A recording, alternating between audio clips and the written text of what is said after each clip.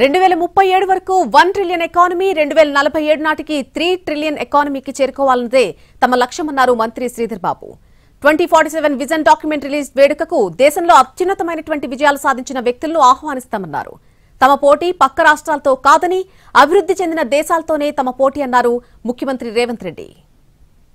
34 ఒకటేమో 1 trillion economy 2034 వరకు 2047 వరకు 3 ట్రిలియన్ ఎకానమీ చేయాలని ఒక సంకల్పంతో రాబోయే తరాలకు సరిపడే అభివృద్ధి అంచనాలు వేసుకోవాలని, ప్రపంచ స్థాయిలోనే తెలంగాణ అగ్రగామిగా ఉండాలని, దానికి అనుగుణంగా కొన్ని లక్ష్యాలను మనం నిర్దేశించుకొని ముందుకు నడవాలనే సారాంశం తెలంగాణ రైజింగ్ 2047. ఈ 2047 విజన్ డాక్యుమెంట్ రిలీజ్ సందర్భంగా ఈ రాష్ట్రంలో ఉన్నటువంటి ప్రముఖులే కాదు, ఈ దేశంలో ఆయా రంగాల్లో నిష్ణాతులైనటువంటి వాళ్ళు, ఆయా రంగాల్లో అత్యున్నతమైనటువంటి విజయాలు సాధించినటువంటి వ్యవస్థల్ని, ఆ వ్యవస్థలకు నాయకత్వం వహించినటువంటి వ్యక్తుల్ని, అట్లాగే ప్రపంచంలో కూడా ఆయా రంగాల్లో అత్యున్నతమైనటువంటి విజయాలు సాధించినటువంటి వ్యవస్థల్ని, ఆ వ్యవస్థలకు నాయకత్వం వహించినటువంటి దిగ్గజాలని, వ్యక్తుల్ని కూడా పెద్ద ఎత్తున ఆహ్వానించి, ఇది మా విజన్